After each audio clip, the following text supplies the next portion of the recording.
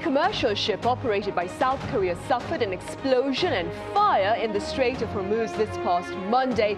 But news of this incident did little to dampen investor sentiment on the local bourse, which topped the 7,000 mark for the first time on Wednesday.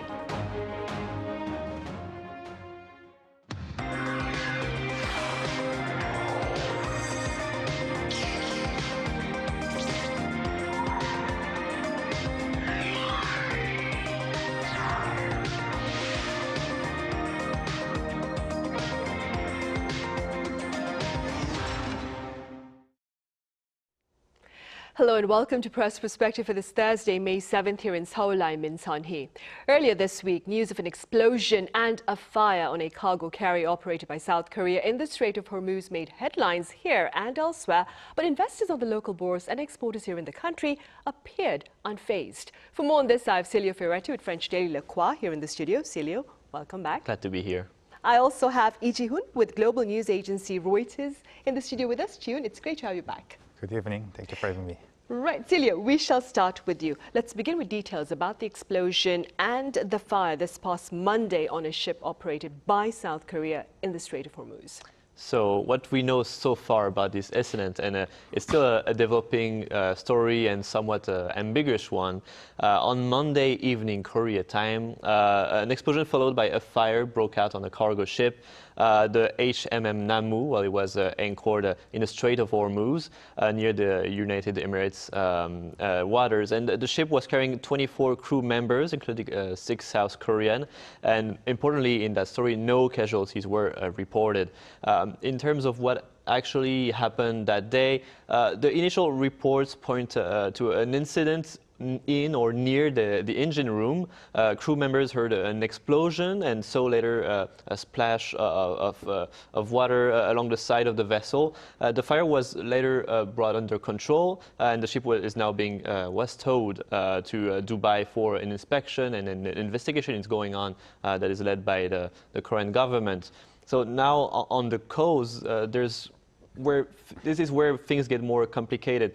At this stage, nothing is confirmed. Right after the incident, Donald Trump mentioned that it was an attack by the Iranian forces. So there's speculation that it might be a drone or a missile fired by the Iranian army, some kind of projectile. We don't know if it was aimed at the Korean ship especially, or just maybe a missed a stray bullet, we would say. But several elements cast some sort of doubt on that scenario. South Korean authorities have been very cautious to blame anyone in that case, and they say it's still unclear if it was really an attack by the Iranian forces. Military official also pointed out that if it was indeed a missile or a drone attack, or a mine even, you would typically expect a bigger damage and more casualties if it really was, much more severe impact on the ship. So we're not sure. Lee Sung-hee even mentioned that it could be just an incident in the room, like a machine exploding that was badly maintained or badly repaired. There's also like a whole political dimension behind it, because Donald Trump was really pushing hard this narrative on Iranian attack to maybe drag Korea into more participation to this Project Freedom that he had envisioned in the beginning of the week. So it seemed that this incident was returned by Donald Trump to as a tool, as a leverage to impose his narrative and drag people into the war. We'll see what the investigation led by Korean authorities will deliver, maybe some answers later. Right, a team of investigators and experts from South Korea, of course, in the UAE to find the cause of the explosion and fire, which have yet to be confirmed. Ji-hoon, in response to this incident, as Celio mentioned, Mr. Trump called on South Korea to join his Project Freedom mission. But the following day, he halted his Project Freedom mission in the Strait of Hormuz. What's the latest on that front?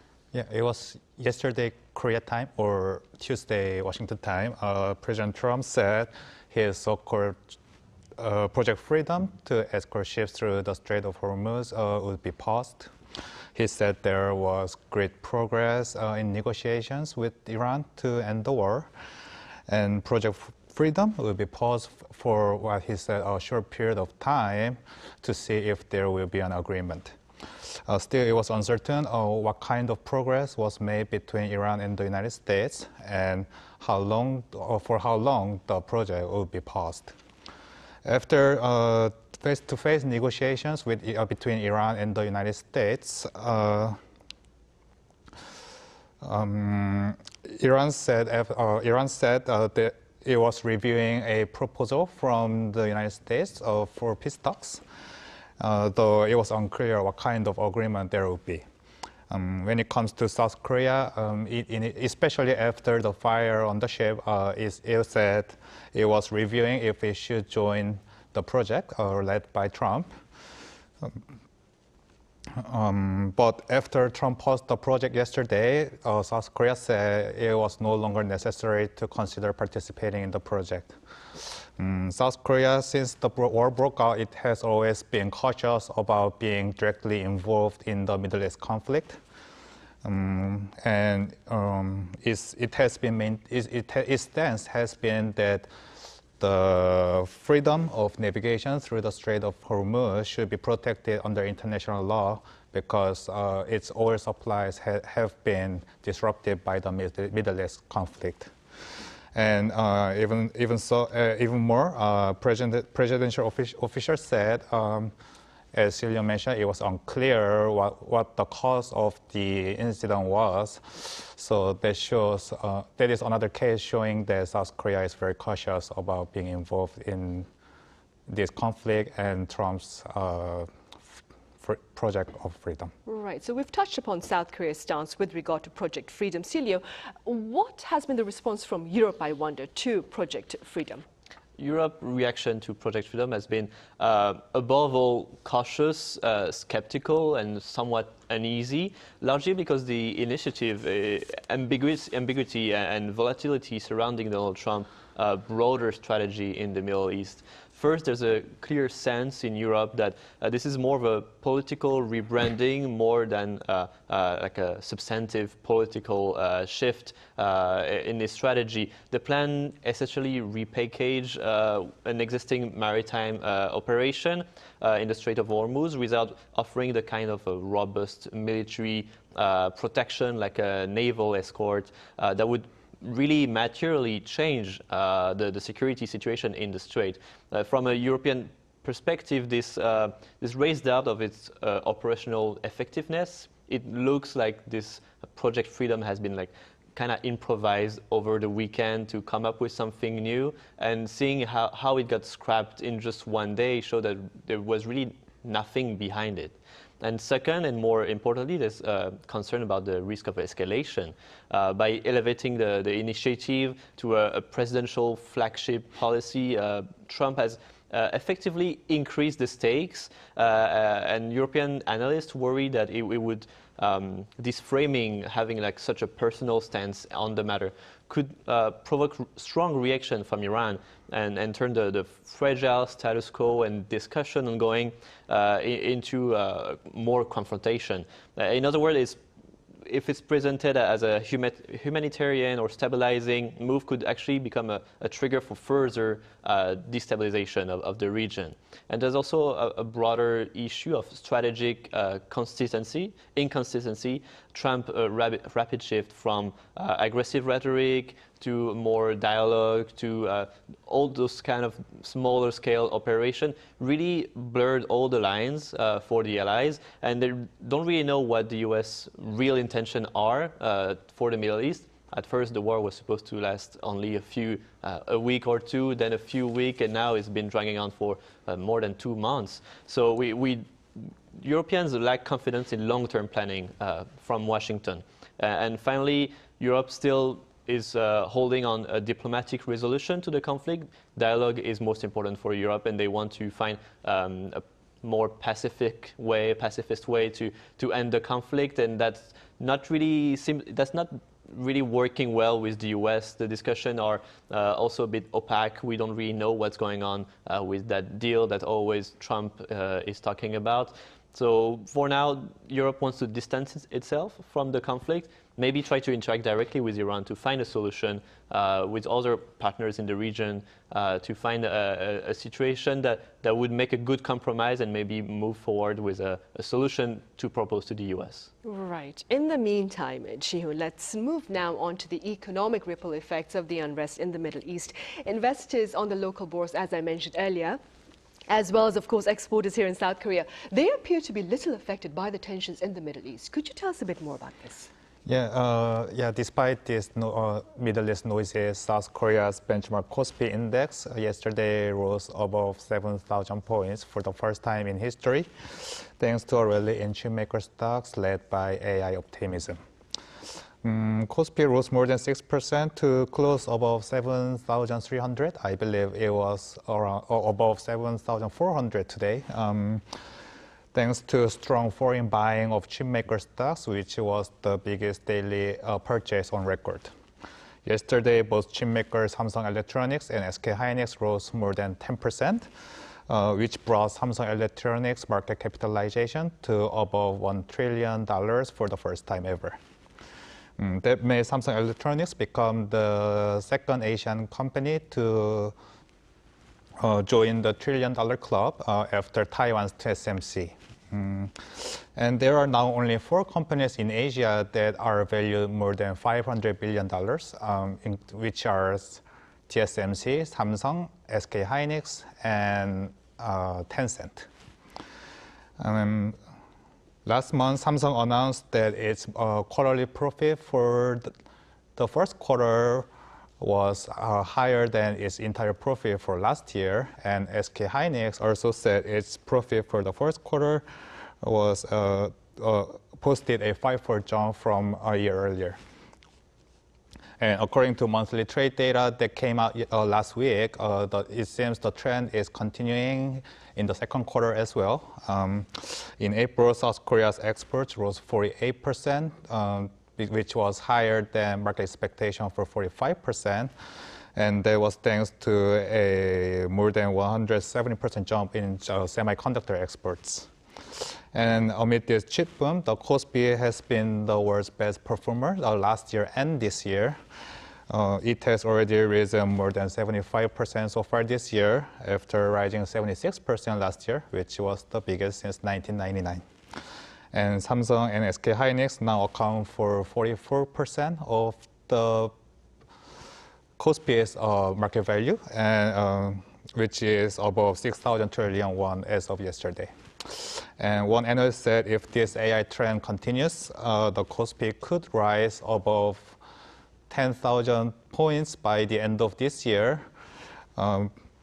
which suggests investor optimism is still high about AI, but of course there are risks from weaker growth and higher inflation due to the Middle East conflict. Right. And Celio, it's not even just the stock market here that appears resilient to the unrest in the Middle East. It's also the case for markets elsewhere in the world. How are analysts explaining this phenomenon? Yeah, it looks counterintuitive at first glance, but analysts say there are quite a few reasons why it's acting like this, why market from like S&P 500 or Asian one like Kospi are holding on so well despite the geopolitical unrest. The first and most important factor is, as we said, the AI-driven boom.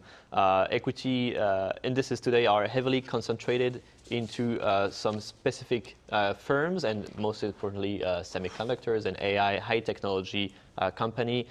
In the US, giants like Alphabet or Amazon are pouring massive investment into AI. In Asia, it's company, as we say, like Samsung, TSMC, SK Hynix. And the key point is that demand for AI infrastructure, chips, data centers, memory remain extremely strong and disconnected from the oil shock that we're all seeing. That's pushing up earnings. In fact, US companies reported profit growth far above expectation, especially in tech. So markets are being lifted by this very strong strong fundamentals, but in a really narrow dominant sector. And second is the market mechanic also effect. When the Iran conflict began, we remember the market suddenly dropped by almost by double digit in some areas. But what triggered that effect triggered what economists call a short squeeze, which is hedge fund betted on a drop. And since the value dropped, they bought back in, which helped increase and really stop the bleeding of the market, let's say that way. And so that really accelerated the rally over the stock market. And third factor, also there's a sort of investor optimism. Some would even say like a sort of complacency. But many investors are betting that this war in Iran, this geopolitical unrest, will not last long because they believe the trade route passing through the Strait of Hormuz is so important for the world trade that it cannot remain blocked indefinitely. So they believe in some coming months it will be over, and so they're still quite optimistic about the stock market. And there's still also more broadly a confidence in central bank and how they reacted to the crisis and a good management, they believe. So when you put all of these factors together, this paradoxical at first glance situation comes actually quite logical for the investors, for the markets, and that's why we're seeing all those stock markets all across the world holding on so well despite the geopolitical unrest. Right. Ji-hoon, meanwhile, back here in South Korea, analysts, they're also noting a rise in consumer prices in recent times. How much have these prices risen? Yeah, last month, South Korea's consumer prices rose 2.6%, which was faster than 2.2% in March, and the fastest since July 2024, so nearly 2 years. It was led by a surge in petroleum prices, which rose 8% over the month due to high crude oil prices, and as well as international airfares, which rose 14%. Analysts are saying inflation is still being somewhat limited thanks to the government's policy measures such as nationwide fuel price caps introduced from March. But inflation will keep rising going forward because of spillover effects from high oil prices, such as we've seen in the case of airfares. The Bank of Korea also said inflation will be even higher in May because inflation pressure is still high despite government policy measures. And the Deputy Governor of the Bank of Korea, Ryu Sang-dae, said this week because of high inflation pressure, the central bank will have to start considering interest rate hikes. And as analysts said, his comments were a shift in the Bank of Korea's monetary policy because at the last meeting, the Bank of Korea said it was taking a wait-and-see stance due to uncertainty over risks to both growth and inflation. But now his remarks are suggesting that the Bank of Korea is focusing more on inflation. They said, analysts said the Bank of Korea is likely to signal a policy change at their next meeting later this month before starting to raise interest rates from the following meeting in July. Analysts are also expecting this policy shift to be a rate hike cycle of multiple increases rather than just one-time hike. And the bond market is also pricing in rate hike expectation these days with the three-year Treasury bond yield, which is sensitive to policy interest rates, are at highest since November 2023.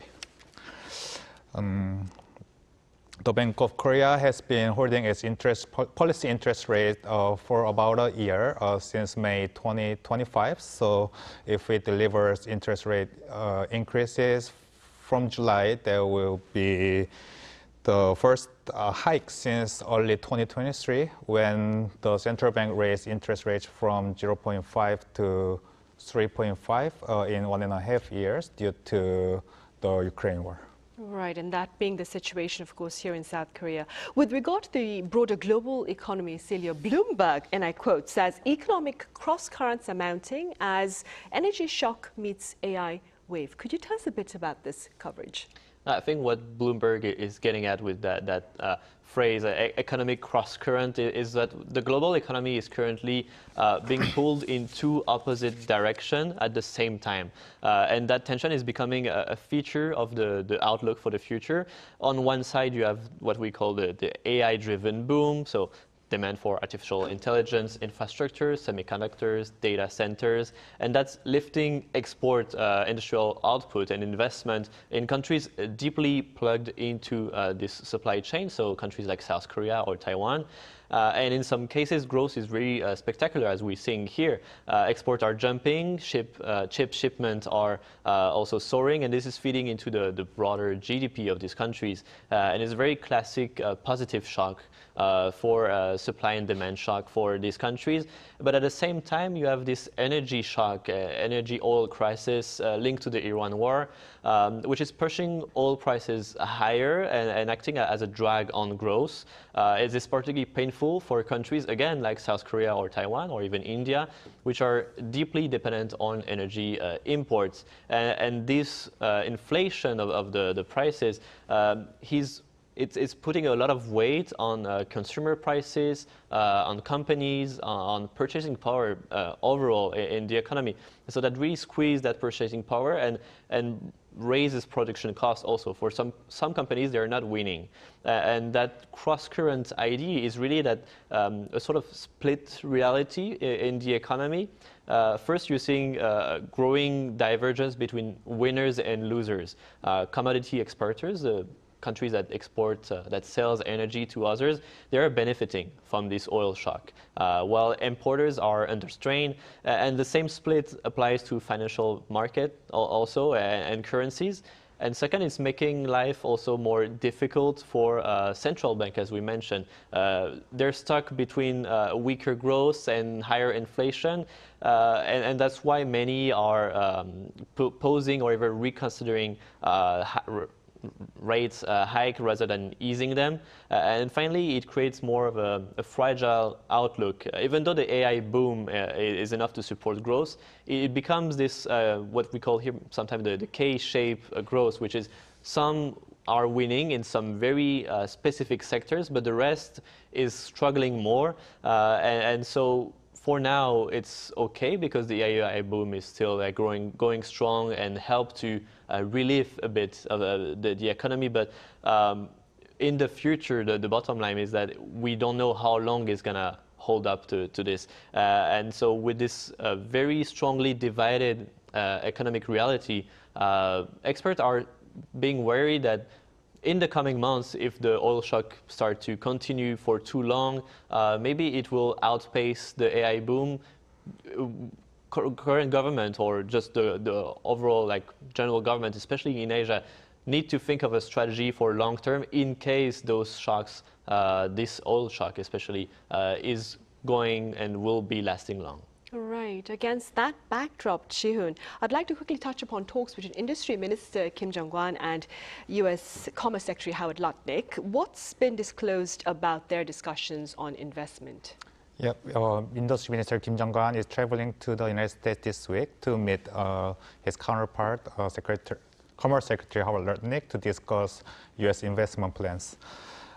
Since the two countries reached a trade deal last November, there has been little known about specifics of which investment project South Korea would take part in. But earlier this year, when we interviewed our Finance Minister Ko Yoon-chul, he mentioned nuclear power plant as an example. So it is possible the first project could be in the energy sector.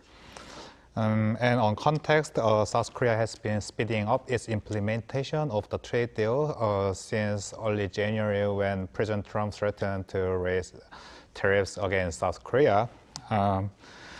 So since then, there has been legislation enacted to approve the investment project, and a special institution is being set up to implement the trade deal. According to local media reports today, after this meeting between Lutnick and Kim, it is likely the first project will be announced after June because that is when the government expects the special institution to be prepared and the administrative process to be completed. Having said that, the security part is still also uncertain between South Korea and the United States, with the agreement on building nuclear submarines not going forward since the agreement last November, reportedly due to the issue of e-commerce from Kupang. So there is a lot of uncertainty diplomacy-wise between South Korea and the United States, with various issues hanging, such as the trade deal, security agreement, Kupang, and of course the involvement in the Middle East situation. You're right, which is why the list of items to talk about between these two officials will be quite long then. All right, Ji-hoon, thank you so much for your time and your thoughts today. Thank you very much. Celio, thank you very much for your insights. Thank you. Right, that ends Thursday's edition of Press Perspective. As always, thank you for watching. See you same time tomorrow.